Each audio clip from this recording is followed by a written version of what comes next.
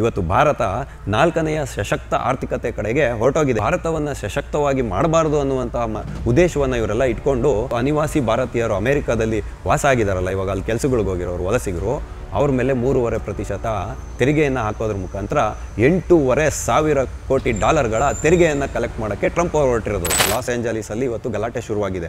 ಅಕ್ರಮ ವಲಸಿಗರನ್ನು ಎತ್ತಾಚೆ ಹಾಕಬೇಕು ಅನ್ನೋದು ಮತ್ತು ಈ 12 ದೇಶಗಳಿಗೆ ವೀಸಾವನ್ನು ರದ್ದು ಮಾಡಿರೋದ್ರಿಂದ ಇವತ್ತಲ್ಲಿ ಗಲಾಟೆ ಶುರುವಾಗಿದೆ. ಅಂದರೆ ತನ್ನದೇ ದೇಶದಲ್ಲಿ ನಡೆಯುವಂಥ ದಂಗೆಯನ್ನು ಹತ್ತಿಕ್ಕಲಿಕ್ಕೆ ಇವತ್ತು 2,000 ಪೊಲೀಸರನ್ನು ನಿಯುಕ್ತಿಗೊಳಿಸಿರುವಂಥ ಟ್ರಂಪ್ ಇವತ್ತು ಭಾರತವನ್ನು ಅಶಕ್ತಗೊಳಿಸೋದಕ್ಕೆ ಷಡ್ಯಂತ್ರ ಮಾಡ್ತಾ ಇದ್ದಾರೆ. ಈ ಬಿಗ್ ಬ್ಯೂಟಿಫುಲ್ ಬಿಲ್ ಏನಿದೆಯಲ್ಲ, ಇದರಿಂದ ಅಮೆರಿಕದ ಆರ್ಥಿಕತೆ ಕುಸ್ತೋಗುತ್ತೆ ಅನ್ನೋದು ಎಲಾನ್ ಮಸ್ಕ್ ಅವರ ವಾದ. ಹಂಗಾಗಿ ಇವರಿಬ್ಬರ ಮಧ್ಯದಲ್ಲಿ ಇವತ್ತು ವಿವಾದ ಏರ್ಪಟ್ಟಿರೋದ್ರಿಂದ ಪ್ರತಿ ಗಂಟೆಗೆ $45 ಲಕ್ಷ ಅವ್ರದ್ದು ಸಾಲ ಏರಿಕೆ ಆಗ್ತಾ ಹೋಗ್ತಾ ಇದೆ. ನ್ಯಾಸಾದಲ್ಲಿರುವಂತಹ ಪ್ರತಿಶತ 25-30% ವಿಜ್ಞಾನಿಗಳೇನಿದ್ದಾರೆ ಭಾರತೀಯರು, ಅಮೆರಿಕಾದಲ್ಲಿರುವಂತಹ ಪ್ರಖ್ಯಾತ ಡಾಕ್ಟರ್ಸ್ಗಳೇನಿದ್ದಾರೆ 40% ಭಾರತೀಯರು, ಉದ್ಯೋಗಪತಿಗಳೇನಿದ್ದಾರೆ 15-20% ಪ್ರತಿಶತ ಉದ್ಯೋಗಪತಿಗಳು ಭಾರತೀಯರು. ನಮ್ಮಲ್ಲೇ ಇರುವಂತಹ ಕೆಲವು ರಾಜಕಾರಣಿಗಳಿಗೆ ಭಾರತ ಸಶಕ್ತವಾಗೋದು ಬೇಕಾಗಿಲ್ಲ ಅಂತ ಕಾಣುತ್ತೆ. ಯಾಕೆ ಅಂತ ಹೇಳಿದ್ರೆ, ಒಂದು ಪರಮಾಣು ರಾಷ್ಟ್ರದ ಒಳಗೆ ನುಗ್ಗಿ ಒಡೆದು ಬಂದ ಮೇಲೂ ಕೂಡ ನಮ್ಮಲ್ಲಿನ ಕೆಲವು ರಾಜಕೀಯ ಪಕ್ಷಗಳು ಏನು ಮಾಡ್ತಾ ಇದ್ದಾವೆ, ಇವತ್ತು ಭಾರತ ಏನನ್ನು ಸಾಧನೆಯೇ ಮಾಡಿಲ್ಲ ಆಪರೇಷನ್ ಸಿಂಧೂರದ ಮುಖಾಂತರ ಅಂತ ಬಿಂಬಿಸುವಂಥ ಪ್ರಯತ್ನವನ್ನು ಮಾಡಿ ತಮ್ಮ ರಾಜಕೀಯ ಬೇಳೆಯನ್ನು ಬಯಸ್ಕೊಳ್ಳಿಕ್ಕೆ ಹೊರಟಿದ್ದಾರೆ. ಶಶಿ ತರೂರ್ ಇರ್ಬೋದು, ಸಲ್ಮಾನ್ ಖುರ್ಷಿದ್ ಅವ್ರು ಇರ್ಬೋದು, ಮತ್ತು ಕನ್ನಿಮೋಳಿ ಇರ್ಬೋದು, ಇವರೆಲ್ಲ ಇವತ್ತು ಭಾರತದ ಬಗ್ಗೆ ವಿದೇಶದಲ್ಲಿ ಹೇಳಿದಂಥ ಮಾತುಗಳು ನಾವು ಅವ್ರ ವಿರುದ್ಧ ಮಾತಾಡಿರ್ಬೋದು ಎಷ್ಟೋ ಸಲ, ಆದರೆ ಭಾರತವನ್ನು ಎತ್ತಿ ಹಿಡಿಯುವಂತಹ ದೇಶ ಪ್ರೇಮವನ್ನು ಮೆರೆದ್ರಲ್ಲ, ಅದನ್ನು ಯಾವತ್ತೂ ಮರೀಲಿಕ್ಕೆ ಸಾಧ್ಯ ಇಲ್ಲ. ಆದರೆ ಕೌಶಲ್ಯವೇ ಭಾರತೀಯರ ಆಸ್ತಿ, ದೇಶ ಪ್ರೇಮವೇ ಭಾರತೀಯರ ಆಸ್ತಿ. ಇಂಥ ಎಷ್ಟೇ ವಿದೇಶಿ ಶಕ್ತಿಗಳು ಏನೇ ವಿಧವಾದಂಥ ಷಡ್ಯಂತ್ರವನ್ನು ಮಾಡಿದ್ರು, ಅಮೆರಿಕದ ಡೀಪ್ ಸ್ಟೇಟ್ ಪ್ರಯತ್ನವನ್ನು ಮಾಡಿದ್ರು, ಭಾರತದ ಸುತ್ತಲೂ ಕೂಡ ಯುದ್ಧಗಳಿಗೆ ಪ್ರಚೋದನೆ ಕೊಡುವಂತಹ ಕೆಲಸಗಳನ್ನು ತೆರೆಯ ಮರೆಯಲ್ಲಿ ಮಾಡಿದರೂ ಭಾರತವನ್ನು ಭಾರತೀಯರು ಸಶಕ್ತವಾಗೇ ಇರಿಸ್ತಾರೆ ಅಂತ ಹೇಳುವುದು ಈ ಟ್ರಂಪ್ಗೆ ಅರಿವಾಗದೇ ಇರತಕ್ಕಂಥ ವಿಷಯ. ನಾನು ಸಂಪಾದನೆ ಮಾಡಿದಂಥ ಕೌಶಲ್ಯವನ್ನು ಮೊಟ್ಟ ಮೊದಲು ನನ್ನ ತಾಯ್ನಾಡಿಗೆ ನಾನು ದಾರೆ ಎರಿಬೇಕು ಅನ್ನುವಂಥ ಒಂದು ಸಂಕಲ್ಪವನ್ನು ದೇಶದ ಯುವಜನತೆ ಮಾಡಿಕೊಂಡಾಗ ಮಾತ್ರ ಭಾರತ ಸಶಕ್ತ ಆಗುತ್ತೆ.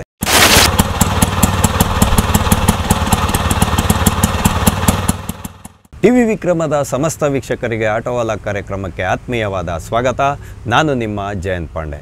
ಸ್ನೇಹಿತರೆ, ಆಟೋವಾಲಾ ಕಾರ್ಯಕ್ರಮಕ್ಕೆ ನಾವಿಂದು ಆಯ್ದುಕೊಂಡಂತಹ ವಿಷಯ, ಭಾರತವನ್ನು ಬಲಿಷ್ಠವಾಗದಂತೆ ತಡೆಯಲು ಟ್ರಂಪ್ನ ಕೈಯಲ್ಲಿ ಸಾಧ್ಯವೇ ಇಲ್ಲ. ನಾನಿವತ್ತು ಯಾಕೆ ಈ ಮಾತನ್ನು ನಿಮ್ಮ ಮುಂದೆ ಹೇಳ್ತಾ ಇದ್ದೀನಿ ಅಂತ ಹೇಳಿದ್ರೆ, ಇತ್ತೀಚೆಗೆ ನಡೀತಾ ಇರುವಂಥ ಅಂತಾರಾಷ್ಟ್ರೀಯ ಬೆಳವಣಿಗೆಗಳು, ರಾಜತಾಂತ್ರಿಕ ಬೆಳವಣಿಗೆಗಳನ್ನು ನೋಡಿದಾಗ ಭಾರತವನ್ನು ಬಲಿಷ್ಠವಾಗಲಿಕ್ಕೆ ಬಿಡಬಾರ್ದು, ಭಾರತದ ಆರ್ಥಿಕತೆ ಸದೃಢವಾಗಬಾರ್ದು, ಭಾರತ ವಿಶ್ವದ ಒಂದು ಜಾಗತಿಕ ಮಟ್ಟದಲ್ಲಿ ತನ್ನ ಒಂದು ವೈಭವವನ್ನು ಎತ್ತಿ ಹಿಡಿಬಾರ್ದು ಅಂತ ಹಲವಾರು ವಿದೇಶಿ ಶಕ್ತಿಗಳು ಷಡ್ಯಂತ್ರವನ್ನು ನಿರಂತರವಾಗಿ ಮಾಡ್ತಾನೆ ಇರುತ್ತೆ. ಅದಕ್ಕೆ ಟ್ರಂಪ್ ಕೂಡ ಹೊರತಾಗಿಲ್ಲ ಅಂತ ಹೇಳ್ತಕ್ಕಂಥದ್ದು ನನ್ನ ವಾದ. ಇವರು ಹೇಳಿ ಕೇಳಿ ನರೇಂದ್ರ ಮೋದಿ ಅವರನ್ನು ನನ್ನ ಸ್ನೇಹಿತ ಅಂತ ಹೇಳ್ಕೊಂಡ್ರು. ಆದರೆ ಆಪರೇಷನ್ ಸಿಂಧೂರ ನಡೆದಾದ್ಮೇಲೆ ಇವರು ಕೊಟ್ಟಂಥ ಹೇಳಿಕೆ 11-12 ಬಾರಿ ಈ ಒಂದು ಕದನ ವಿರಾಮಕ್ಕೆ ನಾನೇ ಕಾರಣ ಅಂತಲೂ ಹೇಳ್ಕೊಂಡ್ರು. ಆದರೆ ಭಾರತವನ್ನು ಕೆಳಗೆ ಇಳಿಸಬೇಕು, ಭಾರತದ ಆರ್ಥಿಕತೆಯನ್ನು ತಕ್ಕ ಮಟ್ಟಿಗೆ ಕಡಿವಾಣ ಹಾಕಬೇಕು ಆರ್ಥಿಕ ಬೆಳವಣಿಗೆಗೆ ಅನ್ನೋದು ಕೂಡ ಟ್ರಂಪ್ ಅವ್ರನ್ನ ಮನಸ್ಸಿನಲ್ಲಿ ಇದ್ದಂಗೆ ಕಾಣ್ತಾ ಇದೆ. ಅದಕ್ಕೆ ಪೂರಕವಾಗಿ ಇವರು ತಗೊಂಡಿರೋವಂಥ ಬೆಳವಣಿಗೆಗಳನ್ನು ನಾವು ನೋಡಬೇಕು. ಇವರು ಇತ್ತೀಚೆಗೆ ಒಂದು ಬ್ಯೂಟಿಫುಲ್ ಬಿಲ್ ಅನ್ನೋವಂಥ ಒಂದು ಬಿಲ್ಲನ್ನು ಜಾರಿಗೆ ತೊಗೊಂಬಂದಿದ್ದಾರೆ. ಯಾರು? ಟ್ರಂಪ್ ಅವರು. ಇದಕ್ಕೆ ಎಲಾನ್ ಮಸ್ಕ್ ಅವರ ಒಂದು ವಿರೋಧ ಇದೆ. ಎಲಾನ್ ಮಸ್ಕ್ ಅವರ ಒಂದು ಹೇಳಿಕೆಯ ಪ್ರಕಾರ ಈ ಬಿಲ್ಲನ್ನು ಏನಾದರೂ ಅಮೇರಿಕಾದಲ್ಲಿ ಜಾರಿಗೆ ತೊಗೊಂಬಂದಿದೆ ಆದರೆ ಅವರು ಇವತ್ತು ಬಡ್ಜೆಟ್ ಏನು ಮಾಡ್ತಾರಲ್ಲ, ಆ ಬಡ್ಜೆಟ್ನ ಕೊರತೆ ಜಾಸ್ತಿಯಾಗಿ ಅಮೇರಿಕ ಸಾಲದ ಸುಳಿಯಲ್ಲಿ ಈಗಾಗಲೇ ಸಿಕ್ಕಿದೆ, ಇನ್ನೂ ಸಾಲದ ಸುಳಿಗೆ ಸಿಗುವಂತಹ ಎಲ್ಲ ಲಕ್ಷಣಗಳು ಎದುರಾಗ್ತಾ ಇದೆ ಅಂತ. ಆ ಬ್ಯೂಟಿಫುಲ್ ಬಿಲ್ಲಲ್ಲಿ ಏನಿದೆ ಅಂತ ಹೇಳಿದ್ರೆ, ಇವಾಗ ಹೇಳಿ ಕೇಳಿ ಟ್ರಂಪ್ ಅವ್ರು ಬಂದ ಮೇಲೆ ಒಂದು 2-3 ಬೆಳವಣಿಗೆಗಳನ್ನು ಮಾಡಿದ್ರು. ಇದನ್ನು ನಾವು ಒಂದು ಸ್ವಲ್ಪ ನೋಡ್ಕೊಂಬರೋಣ. ಇವ್ರಿಗೆ ಏನಂತ ಹೇಳಿದ್ರೆ, ಈಗ ಭಾರತ ಒಂದು ಕೈಗಾರಿಕಾ ಹಬ್ಬ ಆಗಿ ಪರಿವರ್ತನೆ ಆಗೋದು ಟ್ರಂಪ್ ಅವ್ರಿಗೆ ಇಷ್ಟ ಇದ್ದಂಗೆ ಕಾಣ್ತಾ ಇಲ್ಲ.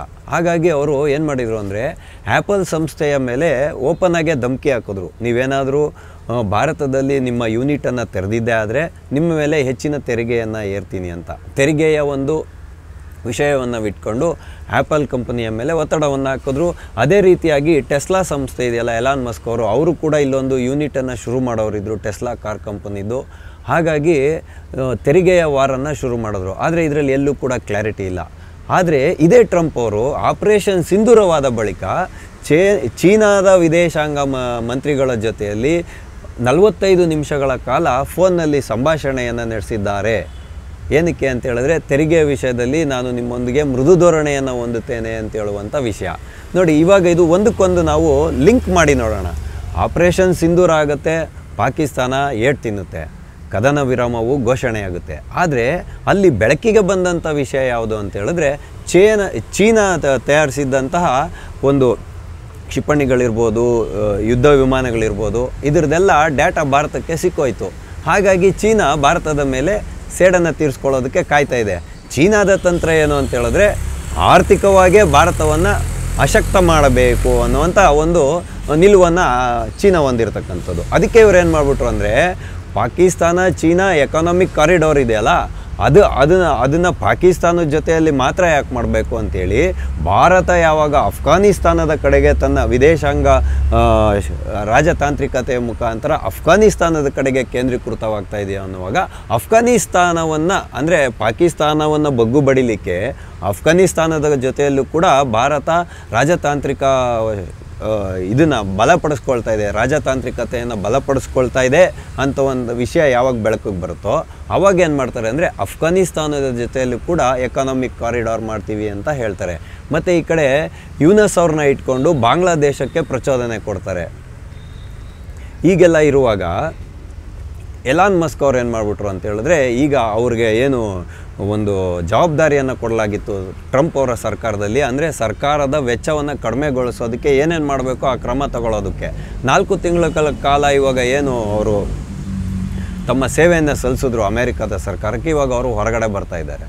ಹಾಗಾಗಿ ಇವಾಗ ಏನಾಗಿದೆ ಅಂತ ಹೇಳಿದ್ರೆ, ಟ್ರಂಪ್ ಅವ್ರಿಗೆ ಕೇಳಿ ಒಂದು ಇಕ್ಕಳದಲ್ಲಿ ಸಿಗಾಕೊಂಡಿರುವಂಥ ಒಂದು ಸನ್ನಿವೇಶ ನಿರ್ಮಾಣ ಆಗಿದೆ. ಯಾಕೆ ಅಂತ ಹೇಳಿದ್ರೆ, ಅಮೇರಿಕಾದ GDPಯ 150ರಷ್ಟು, ಅಂದರೆ ಇವಾಗ ಉದಾಹರಣೆಗೆ 1 ಕೋಟಿ ರೂಪಾಯಿ ಅಮೇರಿಕಾದ ಉತ್ಪನ್ನ ಇದೆ ಅಂದರೆ ಆದಾಯ ಬರುತ್ತೆ ಅನ್ನೋದಾದರೆ, 1.5 ಕೋಟಿ ರೂಪಾಯಿಯಷ್ಟು ಅವ್ರದ್ದು ಇವಾಗ ಸಾಲ ಇರ್ತಕ್ಕಂಥದ್ದು. ಈ ಮಟ್ಟಿಗೆ ಅಂದರೆ ಪ್ರತಿ ಗಂಟೆಗೆ 45 ಲಕ್ಷ ಡಾಲರ್ಗಳಷ್ಟು ಅವ್ರದ್ದು ಸಾಲ ಏರಿಕೆ ಆಗ್ತಾ ಹೋಗ್ತಾ ಇದೆ. ಇಂಥ ಸಂದರ್ಭದಲ್ಲಿ ಟ್ರಂಪ್ ಅವರು ಇವಾಗ ಭಾರತದ ಮೇಲೆ ತೆರಿಗೆಯನ್ನು ಹೇರಕೊಟ್ಟಿರೋದು, ಇನ್ನೂ ಅದು ಎಲ್ಲೂ ಕೂಡ ಸ್ಪಷ್ಟತೆಯನ್ನು ಕೊಡ್ತಾ ಇಲ್ಲ ಅವರು. ಆದರೆ ಅವರ ನಿಲುವುಗಳಿಗೆ ಸ್ಪಷ್ಟತೆಯನ್ನು ಕೊಡ್ತಾ ಹೋಗ್ತಾ ಇದ್ದಾರೆ. ಹಾಗಾಗಿ ಅಕ್ರಮ ವಲಸಿಗರ ಬಗ್ಗೆ ಇವರೇನು ಕ್ರಮವನ್ನು ಕೈಗೊಂಡಿದ್ರು, ಇವಾಗ ನಿನ್ನೆ 12 ದೇಶಗಳು, ಅಫ್ಘಾನಿಸ್ತಾನ, ಮ್ಯಾನ್ಮಾರು, ಯಮನ್ನು ಸೇರಿದಂತೆ ಇವರು ಯಾರು ಭಯೋತ್ಪಾದಕ ದೇಶಗಳು, ಇರಾನು ಸೇರಿದಂತೆ ಭಯೋತ್ಪಾದಕರು ಯಾರು ಪ್ರವೇಶ ಮಾಡಬಾರ್ದು ಅಮೇರಿಕಾಗೆ ಅಂತ ಹೇಳಿ ಇವತ್ತು ಅಲ್ಲಿ ಗಲಾಟೆ ಶುರುವಾಗಿರೋದು. ಲಾಸ್ ಏಂಜಲೀಸಲ್ಲಿ ಇವತ್ತು ಗಲಾಟೆ ಶುರುವಾಗಿದೆ. ಅಕ್ರಮ ವಲಸಿಗರನ್ನು ಎತ್ತಾಚೆ ಹಾಕಬೇಕು ಅನ್ನೋದು, ಮತ್ತು ಈ 12 ದೇಶಗಳಿಗೆ ವೀಸಾವನ್ನು ರದ್ದು ಮಾಡಿರೋದ್ರಿಂದ ಇವತ್ತಲ್ಲಿ ಗಲಾಟೆ ಶುರುವಾಗಿದೆ. ಅಂದರೆ ತನ್ನದೇ ದೇಶದಲ್ಲಿ ನಡೆಯುವಂಥ ದಂಗೆಯನ್ನು ಹತ್ತಿಕ್ಕಲಿಕ್ಕೆ ಇವತ್ತು 2000 ಪೊಲೀಸರನ್ನು ನಿಯುಕ್ತಿಗೊಳಿಸಿರುವಂಥ ಟ್ರಂಪ್ ಇವತ್ತು ಭಾರತವನ್ನು ಅಶಕ್ತಗೊಳಿಸೋದಕ್ಕೆ ಷಡ್ಯಂತ್ರ ಮಾಡ್ತಾ ಇದ್ದಾರೆ ಅನ್ನೋದು ಈ ಎಲ್ಲ ಬೆಳವಣಿಗೆಗಳ ಮುಖಾಂತರ ನಮಗೆ ಕಂಡು ಬರ್ತಾ ಇದೆ. ಆದರೆ ಚೀನಾ ಇಲ್ಲಿ ಒಂದು ಜಾಣತನದ ನಡೆಯನ್ನು ಮಾಡಿದೆ. ಕೇಳಿ ಭಾರತ ಇವತ್ತು ಇಂಧನದಲ್ಲಿ ಸ್ವಾವಲಂಬನೆಯನ್ನು ಸಾಧಿಸ್ಕೋಬೇಕು ಅನ್ನೋವಂಥ ಒಂದು ವಿಷಯವನ್ನು ಮುಂದಿಟ್ಕೊಂಡು ಅಂದರೆ ಆಮದಿನ ಪ್ರಮಾಣವನ್ನು ಕಮ್ಮಿ ಮಾಡಬೇಕು ಅನ್ನೋದಕ್ಕೋಸ್ಕರ EV ವೆಹಿಕಲ್ಗಳನ್ನು ಬೃಹತ್ ಮಟ್ಟದಲ್ಲಿ ಮ್ಯಾನುಫ್ಯಾಕ್ಚರ್ ಮಾಡುವಂಥ ಒಂದು ಕೆಲಸಕ್ಕೆ ಕೈ ಹಾಕಿದೆ. ಇದನ್ನು ಕಂಡುಕೊಂಡಂಥ ಚೀನಾ ಏನು ಮಾಡಿಬಿಡ್ತು ಅಂತ ಹೇಳಿದ್ರೆ, ಯಾವಾಗ ಟ್ರಂಪ್ ಅವ್ರ ಜೊತೆಯಲ್ಲಿ ಮಾತಾಡಿದ್ರು ನಂತರದಲ್ಲಿ ಯಾವಾಗ ತನ್ನ ಒಂದು ಯುದ್ಧ ಪರಿಕರಗಳ ಒಂದು ಡೇಟಾ ಭಾರತಕ್ಕೆ ಸಿಕ್ಕೋಗ್ತಾ ಇದೆಯೋ ಅನ್ನೋದನ್ನು ಮನಸ್ಸಿನಲ್ಲಿ ಇಟ್ಕೊಂಡು ಹೇಗಾದರೂ ಮಾಡಿ ಭಾರತದ ವಿದೇಶಿ ವಿನಿಮಯವನ್ನು ಅಂದರೆ ಆಮದು, ಈ ಇಂಧನದ ಆಮದು ಕಡಿಮೆ ಆಗಬಾರ್ದು ಅನ್ನೋವಂಥದ್ದನ್ನು ದೃಷ್ಟಿಕೋನದಲ್ಲಿ ಇಟ್ಕೊಂಡು ರೇರ್ ಅರ್ತ್ ಮೆಟೀರಿಯಲ್ಸ್ ಅಂತ ಹೇಳ್ತಾರೆ. ಅಂದರೆ ಮ್ಯಾಂಗನೀಸ್ ಇರ್ಬೋದು, ಲಿಥಿಯಂ ಇರ್ಬೋದು, EV ವೆಹಿಕಲ್ಗಳನ್ನು ಮಾಡೋದಕ್ಕೆ, ಏನೇನು ವಿದ್ಯುತ್ ಚಾಲಿತ ವಾಹನಗಳನ್ನ ಮಾಡೋದಕ್ಕೆ ಏನೇನು ಕೆಲವೊಂದು ಮೆಟೀರಿಯಲ್ಗಳು ಬೇಕಾಗುತ್ತೆ ಅದನ್ನು ಜೂನ್ 1ನೇ ತಾರೀಕಿಂದ ಯಾರು ಸರ್ಕಾರದ ಅನುಮತಿ ಇಲ್ಲದೆ ಬೇರೆ ದೇಶಗಳಿಗೆ ರಫ್ತು ಮಾಡಬಾರ್ದು ಅಂತ ಹೇಳುವಂತಹ ಒಂದು ಆರ್ಡರನ್ನು ಚೀನಾ ಇವತ್ತು ಕೊಟ್ಟಿರ್ತಕ್ಕಂಥದ್ದು. ಎಲ್ಲಿಗೆ ಚೀನಾದಲ್ಲಿ ಯಾರು ಆ ರೇರ್ ಅರ್ತ್ ಮೆಟೀರಿಯಲ್ಗಳನ್ನು ಸಪ್ಲೈ ಮಾಡ್ತಾರೋ ಅಂಥ ಸಂಸ್ಥೆಗಳಿಗೆ. ಇದರಿಂದ ಏನಾಗುತ್ತೆ ಅಂದರೆ, ಜಗತ್ತಿನಲ್ಲಿ ಇವತ್ತು ರೇರ್ ಅರ್ತ್ ಮೆಟೀರಿಯಲ್ಸನ್ನು ಶುದ್ಧೀಕರಣ ಮಾಡಿ ಅದನ್ನು ರಾ ಮೆಟೀರಿಯಲ್ಗಳನ್ನು ಒಂದು ಕಚ್ಚಾ ವಸ್ತುಗಳನ್ನು ಶುದ್ಧೀಕರಣ ಮಾಡಿ ಅದನ್ನು ಉಪಯೋಗಕ್ಕೆ ಬರುವಂಥ ಒಂದು ಪ್ರಾಡಕ್ಟ್ ಆಗಿ ಮಾಡುವಂಥ ಟೆಕ್ನಾಲಜಿ ಕೇವಲ ಚೀನಾದ ಬಳಿ ಇದೆ. ಹಾಗಾಗಿ ಇವತ್ತು ರೇರ್ ಅರ್ತ್ ಮೆಟೀರಿಯಲ್ ಅಂದರೆ ಯಾವುದು ಡಿಫೆನ್ಸ್ಗೆ ಬೇಕಾಗಿರುವಂತಹ ಒಂದು ಸಾಮಗ್ರಿಗಳನ್ನು ತಯಾರು ಮಾಡೋದಕ್ಕಿರ್ಬೋದು ಅಥವಾ ಇ ವಿ ವೆಹಿಕಲ್ಗಳಿಗೆ ಬೇಕಾಗಿರುವಂತಹ ಒಂದು ಕಚ್ಚಾ ವಸ್ತುಗಳಿರ್ಬೋದು 80% ಚೀನಾದಿಂದನೇ ಎಲ್ಲ ಕಡೆಗೂ ಸಪ್ಲೈ ಆಗಬೇಕು. ಇದು ಇವಾಗ ಎಲಾನ್ ಮಸ್ಕ್ ಅವ್ರಿಗೆ ಇರುಸು ಮುರುಸನ್ನು ಉಂಟು ಮಾಡಿರೋದು. ಯಾವಾಗ ರೇರ್ ಅರ್ತ್ ಮೆಟೀರಿಯಲನ್ನು ಯಾರಿಗೆ ಸಪ್ಲೈ ಮಾಡಬಾರ್ದು ಅಂತ ಹೇಳಿದ್ರು, ಡೊನಾಲ್ಡ್ ಟ್ರಂಪ್ ಅವರು ಇಲ್ಲಿಗೆ ಫೋನ್ ಮಾಡ್ತಾರೆ, ನಿಮ್ಮ ಮೇಲೆ ತೆರಿಗೆಯನ್ನು ಹಾಕಲ್ಲ, ನೀವು ದಯವಿಟ್ಟು ಸಪ್ಲೈ ಮಾಡಿ ಅಂತ. ಆದರೆ ಈ ಬಿಗ್ ಬ್ಯೂಟಿಫುಲ್ ಬಿಲ್ ಏನಿದೆಯಲ್ಲ, ಇದರಿಂದ ಅಮೇರಿಕದ ಆರ್ಥಿಕತೆ ಕುಸ್ತೋಗುತ್ತೆ ಅನ್ನೋದು ಎಲಾನ್ ಮಸ್ಕ್ ಅವರ ವಾದ. ಹಂಗಾಗಿ ಇವರಿಬ್ಬರ ಮಧ್ಯದಲ್ಲಿ ಇವತ್ತು ವಿವಾದ ಏರ್ಪಟ್ಟಿರೋದ್ರಿಂದ ಏನಾಗುತ್ತೆ ಅಂತ ಹೇಳಿದ್ರೆ, ನಾಸಾ ಇದೆಯಲ್ಲ, ನಾಸಾದಲ್ಲಿ ಇವತ್ತು ಹೆಚ್ಚಿನ ಅಂಶ ಎಲಾನ್ ಮಸ್ಕ್ ಅವರು ಒಂದು ತಾಂತ್ರಿಕತೆಯನ್ನು ಕೊಡ್ತಾ ಇದ್ದಾರೆ ನಾಸಾಗೆ. ಬಾಹ್ಯಾಕಾಶ ಅಂತಾರಾಷ್ಟ್ರೀಯ ಬಾಹ್ಯಾಕಾಶ ನಿಲ್ದಾಣದಿಂದ ಏನು ಗಗನಯಾತ್ರಿಗಳನ್ನು ವಾಪಸ್ ಕರ್ಕೊಂಬರಲಿಕ್ಕೆ ಸ್ಪೇಸ್ ಎಕ್ಸ್ ಅಂತ ಹೇಳುವಂಥ ಒಂದು ನೌಕೆಯನ್ನು ಕಳಿಸಿದ್ರಲ್ಲ, ಇದು ಎಲಾನ್ ಮಸ್ಕ್ ಅವ್ರದ್ದೇ. ಇದನ್ನು ವಾಪಸ್ ತಗೊಳ್ತೀನಿ ಅಂತ ಎಲಾನ್ ಮಸ್ಕ್ ಅವರು ಇವತ್ತು ಟ್ರಂಪ್ ಅವ್ರಿಗೆ ಹೆದರಿಕೆಯನ್ನು ಹಾಕಿರ್ತಕ್ಕಂಥದ್ದು. ಅದಲ್ಲದೆ ಈಗ ಅಂತಾರಾಷ್ಟ್ರೀಯ ಬಾಹ್ಯಾಕಾಶ ನಿಲ್ದಾಣ ಇದೆಯಲ್ಲ, ಅದಕ್ಕೆ ಡ್ರ್ಯಾಗನ್ ಅನ್ನುವಂಥ ಒಂದು ಸಾಮಗ್ರಿಗಳನ್ನು ತಗೊಂಡೋಗುವಂತಹ ಒಂದು ಸ್ಪೇಸ್ ನೌಕೆ ಕೂಡ ಇವ್ರದ್ದಿದೆ. ಇದು ಏನಾದರೂ ಎಲಾನ್ ಮಸ್ಕ್ ಅವರು ವಾಪಸ್ ತೊಗೊಂಡ್ಬಿಟ್ರೆ ಅಂತಾರಾಷ್ಟ್ರೀಯ ಬಾಹ್ಯಾಕಾಶ ನಿಲ್ದಾಣಕ್ಕೆ ಹೋಗುವಂತಹ ಸಾಮಗ್ರಿಗಳ ಕೊರತೆ ಎದುರಾಗಲಿದೆ. ಈ ವಿಷಯ ಇಲ್ಲಿ ಅಡಗಿರೋವಂಥದ್ದು. ಯಾವಾಗ ಚೀನಾ ಏನು ಮಾಡುತ್ತೆ, ರೇರ್ ಅರ್ತ್ ಮೆಟೀರಿಯಲ್ಸನ್ನು ಸಪ್ಲೈ ಮಾಡಲ್ಲ ಅಂತ ಬಂತೋ, ಅದು ಎಲಾನ್ ಮಸ್ಕ್ ಅವ್ರಿಗೆ ಇವತ್ತು ಉರಿ ಉಂಟಾಗಿರೋದು. ಅಂದರೆ ಇವರು ಎಲ್ಲಿ ಟೆಸ್ಲಾ ಕಂಪನಿ ಇವತ್ತು ಏನಿದೆ, ಇವರ ಕಾರುಗಳಿಗೆ ದೊಡ್ಡ ಮಟ್ಟದ ಒಂದು ಮಾರುಕಟ್ಟೆ ಇರತಕ್ಕಂಥದ್ದು ಚೀನಾದಲ್ಲಿ.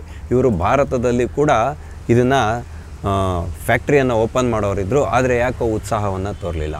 ಇನ್ನು ನಾವು ಭಾರತ ವಿರೋಧಿ ನಿಲುವುಗಳನ್ನು ಯಾವ ರೀತಿಯಾಗಿ ಟ್ರಂಪ್ ಅವ್ರು ತಗೊತಾ ಇದ್ದಾರೆ ಅನ್ನೋದಕ್ಕೆ ಒಂದು ಉದಾಹರಣೆಯನ್ನು ನೋಡೋಣ.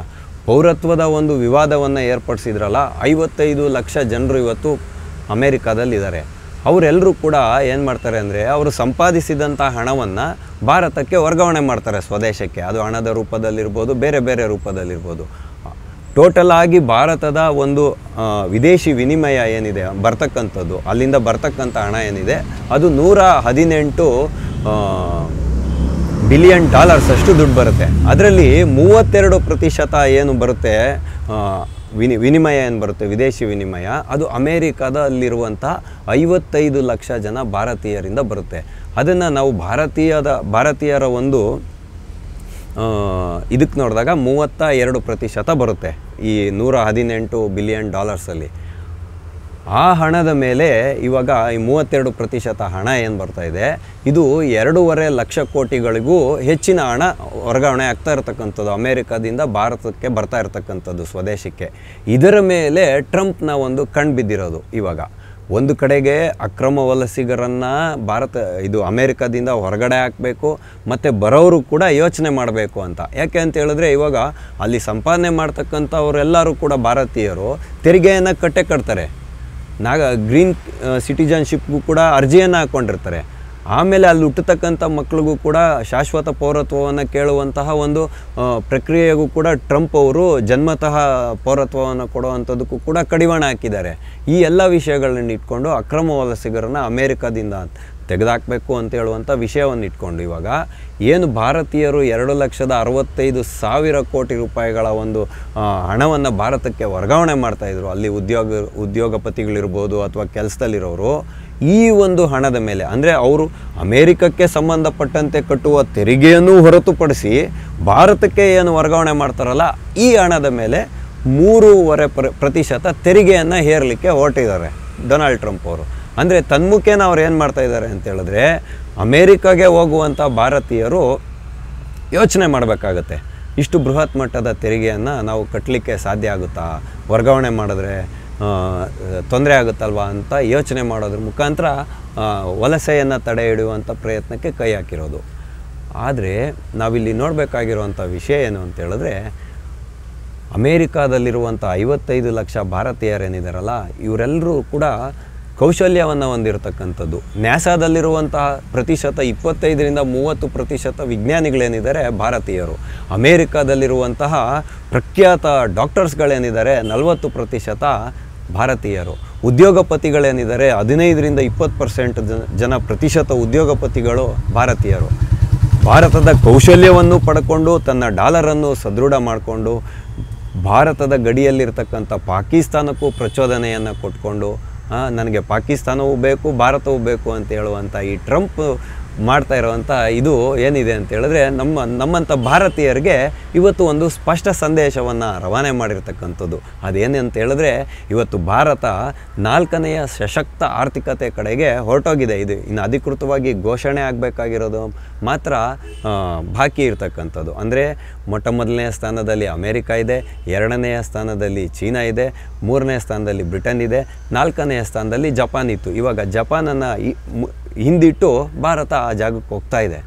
ಈಗಿರುವಂಥ ಸಂದರ್ಭದಲ್ಲಿ ಭಾರತವನ್ನು ಸಶಕ್ತವಾಗಿ ಮಾಡಬಾರ್ದು ಅನ್ನುವಂಥ ಉದ್ದೇಶವನ್ನು ಇವರೆಲ್ಲ ಇಟ್ಕೊಂಡು ಇವತ್ತು ಯಾರು ಅನಿವಾಸಿ ಭಾರತೀಯರು ಅಮೇರಿಕಾದಲ್ಲಿ ವಾಸ ಆಗಿದ್ದಾರಲ್ಲ, ಇವಾಗ ಅಲ್ಲಿ ಕೆಲಸಗಳಿಗೆ ಹೋಗಿರೋರು ವಲಸಿಗರು, ಅವ್ರ ಮೇಲೆ 3.5% ತೆರಿಗೆಯನ್ನು ಹಾಕೋದ್ರ ಮುಖಾಂತರ $8,500 ಕೋಟಿ ತೆರಿಗೆಯನ್ನು ಕಲೆಕ್ಟ್ ಮಾಡೋಕ್ಕೆ ಟ್ರಂಪ್ ಅವರು ಹೊರಟಿರೋದು. ಆದರೆ ಟ್ರಂಪ್ ಅವರು ಇಲ್ಲಿ ಒಂದು ನೆನ್ಪಿಟ್ಕೊಳ್ಬೇಕಾಗಿರುವಂಥ ಒಂದು ವಿಷಯ ಇದೆ. ಏನಂತ ಹೇಳಿದ್ರೆ ಕೌಶಲ್ಯವೇ ಭಾರತೀಯರ ಆಸ್ತಿ, ದೇಶ ಪ್ರೇಮವೇ ಭಾರತೀಯರ ಆಸ್ತಿ. ಇಂಥ ಎಷ್ಟೇ ವಿದೇಶಿ ಶಕ್ತಿಗಳು ಏನೇ ವಿಧವಾದಂಥ ಷಡ್ಯಂತ್ರವನ್ನು ಮಾಡಿದ್ರು, ಅಮೇರಿಕಾದ ಡೀಪ್ ಸ್ಟೇಟ್ ಪ್ರಯತ್ನವನ್ನು ಮಾಡಿದ್ರು, ಭಾರತದ ಸುತ್ತಲೂ ಕೂಡ ಯುದ್ಧಗಳಿಗೆ ಪ್ರಚೋದನೆ ಕೊಡುವಂತಹ ಕೆಲಸಗಳನ್ನು ತೆರೆಯ ಮರೆಯಲ್ಲಿ ಮಾಡಿದರೂ ಭಾರತವನ್ನು ಭಾರತೀಯರು ಸಶಕ್ತವಾಗೇ ಇರಿಸ್ತಾರೆ ಅಂತ ಹೇಳುವುದು ಈ ಟ್ರಂಪ್ಗೆ ಅರಿವಾಗದೇ ಇರತಕ್ಕಂಥ ವಿಷಯ. ಹಾಗಾಗಿ ಸ್ನೇಹಿತರೆ, ನಾವೆಲ್ಲರೂ ನೆನಪಿಟ್ಕೊಳ್ಬೇಕಾಗಿರೋ ಒಂದು ವಿಷಯ ಇದೆ. ನಮ್ಮ ದೇಶದಲ್ಲಿರುವಂತಹ ಒಂದು ನೀತಿ ನಿಯಮಗಳು ಹೇಗೆ ಇರ್ಬೋದು, ನಮಗೆ ಉದ್ಯೋಗಗಳ ಲಭ್ಯತೆಯೂ ಕೂಡ ಕಡಿಮೆಯೇ ಇರ್ಬೋದು, ಆದರೆ ನಾನು ಸಂಪಾದನೆ ಮಾಡಿದಂಥ ಕೌಶಲ್ಯವನ್ನು ಮೊಟ್ಟಮೊದಲು ನನ್ನ ತಾಯ್ನಾಡಿಗೆ ನಾನು ದಾರೆ ಏರಿಬೇಕು ಅನ್ನುವಂಥ ಒಂದು ಸಂಕಲ್ಪವನ್ನು ದೇಶದ ಯುವಜನತೆ ಮಾಡಿಕೊಂಡಾಗ ಮಾತ್ರ ಭಾರತ ಸಶಕ್ತ ಆಗುತ್ತೆ. ಅದಕ್ಕಾಗಿ ನಾವು ನೀತಿ ನಿಯಮಗಳನ್ನು ಬದಲಾವಣೆ ಕೂಡ ಮಾಡ್ಕೊಬೇಕು. ಆದರೆ ಅಂತಿಮವಾಗಿ ಏನು ಬರುತ್ತೆ ಅಂದರೆ, ನಾನು ಸಂಪಾದನೆ ಮಾಡಿದಂಥ ಕೌಶಲ್ಯವನ್ನು ಹೋಗಿ ವಿದೇಶಿಯರಿಗೆ ದಾರೆ ಎರೆದ್ರೆ ಒಂದಷ್ಟು ಮಟ್ಟದಲ್ಲಿ ದುಡ್ಡು ಬರ್ಬೋದು, ಅಷ್ಟೇ ಬಿಟ್ಟರೆ ಬೇರೆ ಏನು ಬರಲಿಕ್ಕೆ ಸಾಧ್ಯ ಇಲ್ಲ. ತನ್ಮುಖೇನ ಸರ್ಕಾರಕ್ಕೇನೋ ಒಂದು ಸ್ವಲ್ಪ ಎಕ್ಸೈಸ್ ಡ್ಯೂಟಿ ಬರ್ಬೋದು, ಅಷ್ಟು ಬಿಟ್ಟರೆ ಭಾರತ ಸಶಕ್ತ ಆಗಬೇಕಂದ್ರೆ ನಮ್ಮ ಯುವಕರು ಸಂಪಾದನೆ ಮಾಡಿದಂಥ ಕೌಶಲ್ಯವನ್ನು ಭಾರತಕ್ಕಾಗಿ ದಾರೆ ಎರೆಯೋದನ್ನು ಕಲ್ತ್ಕೊಂಡಾಗ, ಮತ್ತು ನಮ್ಮಲ್ಲಿ ದೇಶ ಪ್ರೇಮ ಅಂತ ಹೇಳ್ತಕ್ಕಂಥದ್ದು ಸದಾಕಾಲ ಜಾಗೃತವಾಗಿದ್ದಾಗ ಮಾತ್ರ ನಾವು ಭಾರತವನ್ನು ಸಶಕ್ತ ಮಾಡ್ಬೋದು. ಅದನ್ನು ಹೊರತುಪಡಿಸಿ ನಮ್ಮಲ್ಲಿ ದೇಶ ಪ್ರೇಮ ಜಾಗೃತವಾಗಿರುವವರೆಗೂ ಯಾವುದೇ ವಿದೇಶಿ ಶಕ್ತಿಗಳು ಭಾರತವನ್ನು ದುರ್ಬಲ ಮಾಡಲಿಕ್ಕೆ ಸಾಧ್ಯ ಇಲ್ಲ. ಆದರೆ ನಮ್ಮಲ್ಲೇ ಇರುವಂತಹ ಕೆಲವು ರಾಜಕಾರಣಿಗಳಿಗೆ ಭಾರತ ಸಶಕ್ತವಾಗೋದು ಬೇಕಾಗಿಲ್ಲ ಅಂತ ಕಾಣುತ್ತೆ.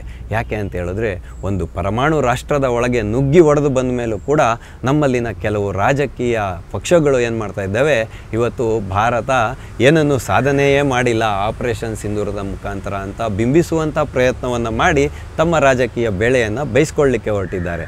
ಆದರೆ ಇದರ ಮುಖಾಂತರವೂ ಕೂಡ ನಾವು ನೋಡ್ಬೋದು, ವಿದೇಶಗಳಿಗೆ ತೆರಳಿದಂಥ ನಿಯೋಗಗಳಲ್ಲಿ ಇದ್ರಲ್ಲ, ಶಶಿ ತರೂರ್ ಇರ್ಬೋದು, ಸಲ್ಮಾನ್ ಖುರ್ಷಿದ್ ಅವ್ರು ಇರ್ಬೋದು, ಮತ್ತು ಕನ್ನಿಮೋಳಿ ಇರ್ಬೋದು, ಇವರೆಲ್ಲ ಇವತ್ತು ಭಾರತದ ಬಗ್ಗೆ ವಿದೇಶದಲ್ಲಿ ಹೇಳಿದಂಥ ಮಾತುಗಳು ನಾವು ಅವ್ರ ವಿರುದ್ಧ ಮಾತಾಡಿರ್ಬೋದು ಎಷ್ಟೋ ಸಲ, ಆದರೆ ಭಾರತವನ್ನು ಎತ್ತಿ ಹಿಡಿಯುವಂತಹ ದೇಶ ಪ್ರೇಮವನ್ನು ಮೆರೆದ್ರಲ್ಲ, ಅದನ್ನು ಯಾವತ್ತೂ ಮರೀಲಿಕ್ಕೆ ಸಾಧ್ಯ ಇಲ್ಲ. ಆದರೆ ಅಂಥ ವ್ಯಕ್ತಿಗಳನ್ನು ಮತ್ತು ಕಾಂಗ್ರೆಸ್ಸಲ್ಲಿ ಕೆಲಸಕ್ಕೆ ಬರದೇ ಇರೋವಂಥ ವ್ಯಕ್ತಿಗಳನ್ನು ರಾಹುಲ್ ಗಾಂಧಿಯವರು ಪರೋಕ್ಷವಾಗಿ ಲಂಗಡಾಗೋಡಗಳು ಅಂತ ಕರೆದರು. ಹಂಗಾಗಿ ಇವತ್ತು ಈ ರಾಜಕೀಯ ಪಕ್ಷಗಳಿಗೂ ಕೂಡ ನಾವು ದೇಶ ಪ್ರೇಮದ ಮುಖಾಂತರ ಉತ್ತರವನ್ನು ಕಲಿಸುವಂತಹ ಒಂದು ಅನಿವಾರ್ಯ ಸಂದರ್ಭದಲ್ಲಿ ಇವತ್ತು ಭಾರತ ಇರ್ತಕ್ಕಂಥದ್ದು. ಹಾಗಾಗಿ ಈ ದೇಶದ ಯುವ ಜನತೆ ಎಚ್ಚೆತ್ಕೊಂಡು ನನ್ನ ಕೌಶಲ್ಯವನ್ನು ನನ್ನ ದೇಶಕ್ಕೆ ದಾರೆ ಎರೆದಾಗ ನಾವು ಏನು ಬೇಕಾದರೂ ಸಾಧನೆ ಮಾಡ್ಬೋದು ಅನ್ನೋದು ಈ ಮುಖಾಂತರ ಒಂದು ನಮಗೆ ಗಣನೆಗೆ ಬರ್ತಾ ಇದೆ.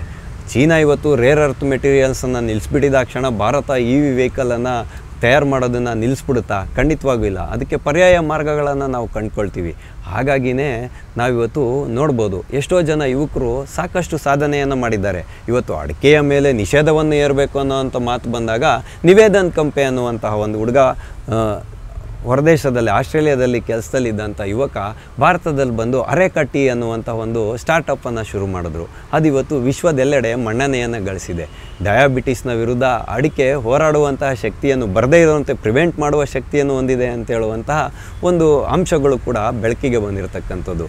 ಅಡಿಕೆ ಬೆಳೆಗಾರರು ಮಾಡುವಂತಹ ಕ್ಯಾಂಪ್ಕೋ ಚಾಕ್ಲೇಟ್ ಇವತ್ತು ವಿದೇಶಗಳಲ್ಲಿ ಸೇಲ್ ಆಗುತ್ತೆ. ಅದೇ ರೀತಿಯಾಗಿ ದೀಪಾವಳಿ ಹಬ್ಬಕ್ಕೋಸ್ಕರ ಭಾರತಕ್ಕೆ ಬಂದಂಥ ಒಬ್ಬ ಯುವಕ redbus.com ಅಂತ ಹೇಳುವಂತಹ ಒಂದು ಆ್ಯಪನ್ನು ಓಪನ್ ಮಾಡ್ದ. ಈ ರೀತಿಯಾಗಿ ತಮ್ಮ ಕೌಶಲ್ಯವನ್ನು ನಮ್ಮ ದೇಶಕ್ಕೆ ಧಾರೆ ಇರುವಂಥ ಕೆಲಸಗಳಾದಾಗ ನಮ್ಮಲ್ಲಿ ದೇಶ ಪ್ರೇಮ ಸದಾ ಜಾಗೃತವಾಗಿದ್ದಾಗ ಭಾರತವನ್ನು ಯಾವುದೇ ವಿದೇಶಿ ಶಕ್ತಿಯೂ ಕೂಡ ದುರ್ಬಲ ಮಾಡಲಿಕ್ಕೆ ಸಾಧ್ಯವಿಲ್ಲ. ಭಾರತ ಯಾವಾಗಲೂ ವಿಶ್ವಗುರುವಾಗೇ ಮುಂದುವರಿಯುತ್ತೆ ಅನ್ನುವಂಥ ವಿಷಯವನ್ನು ನಾವೆಲ್ಲರೂ ಮನದಟ್ಟು ಮಾಡ್ಕೋಬೇಕು ಅಂತ ಹೇಳುವಂಥ ಮಾತಿನೊಂದಿಗೆ ಇಂದಿನ ಆಟೋವಾಲ ಕಾರ್ಯಕ್ರಮವನ್ನು ನಾವಿಂದು ಮುಗಿಸ್ತಾ ಇದ್ದೇವೆ. ಮುಂದೆ ಇಂತಹದ್ದೇ ಒಂದು ಕುತೂಹಲಕಾರಿಯಾದ ವಿಷಯದೊಂದಿಗೆ ನಾವೆಲ್ಲರೂ ಮತ್ತೆ ಭೇಟಿಯಾಗೋಣ. ಅಲ್ಲಿಯವರೆಗೂ TV ವಿಕ್ರಮವನ್ನು ಸಬ್ಸ್ಕ್ರೈಬ್ ಮಾಡೋದರ ಮುಖಾಂತರ, ನಿಮ್ಮ ಸದ್ವಿಚಾರಗಳನ್ನು ಕಾಮೆಂಟ್ ಮಾಡುವುದರ ಮುಖಾಂತರ ಹಾಗೂ ಶೇರ್ ಮಾಡುವುದರ ಮುಖಾಂತರ ನಮ್ಮನ್ನು ಪ್ರೋತ್ಸಾಹಿಸಿ. TV ವಿಕ್ರಮ, ದೇಶ ನಿಮ್ಮ ಕೈಯಲ್ಲಿ. ಈ ಕಾರ್ಯಕ್ರಮ ನಿಮಗೆ ಇಷ್ಟ ಆಗಿದ್ದಲ್ಲಿ ಲೈಕ್, ಶೇರ್ ಹಾಗೂ ಕಮೆಂಟ್ ಮಾಡಿ. TV ವಿಕ್ರಮದ ಕಾರ್ಯಕ್ರಮಗಳನ್ನು ನಿರಂತರವಾಗಿ ವೀಕ್ಷಿಸಲು ಸಬ್ಸ್ಕ್ರೈಬ್ ಮಾಡಿ, ಬೆಲ್ ಐಕನ್ ಒತ್ತಿ.